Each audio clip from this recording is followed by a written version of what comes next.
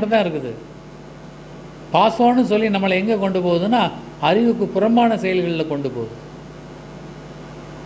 அந்த ஒளியினுடைய தன்மை தான் அதெல்லாம் கொடுக்குது கர்மா.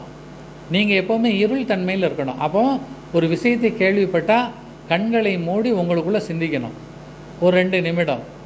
அந்த 2 நிமிடம் சிந்திக்கும் போது மனதில் இன்னர் வாய்ஸ் ஃபார்ம் ஆகும்.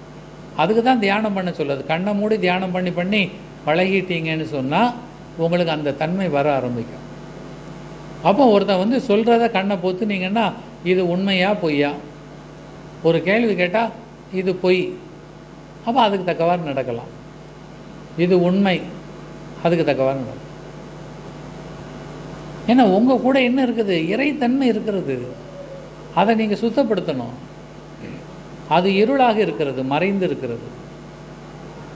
நீங்கள் வெளிச்சத்தில் ஒருத்தனை பார்த்துட்டு ஒருத்தன் கேட்குறான், எங்கிட்ட 5 பைசா இல்லை கடன் கொடு ஏன்னு. ஆனால் அவன்கிட்ட வீட்டில் பணம் நிறைய இருக்கும். ஆனால் நம்மள்கிட்ட போய் சொல்லி கேட்பான். உடனே நம்ம என்ன பண்ணிடுவோம்? ஐயோ பாவம் சொல்லி நம்ம கஷ்டப்படக்கூடியது தூக்கி கொடுத்துக்கிட்டு இருப்போம்.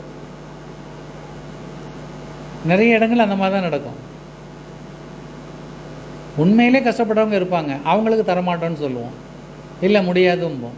ஏன்னா நம்மளால் ஐடென்டிஃபை பண்ண முடியல அவங்க தேவையில் இருக்கிறாங்களா தேவை இல்லையா, உண்மையிலே அவங்கள்ட்ட வசதி இருக்கா இல்லையான்னு.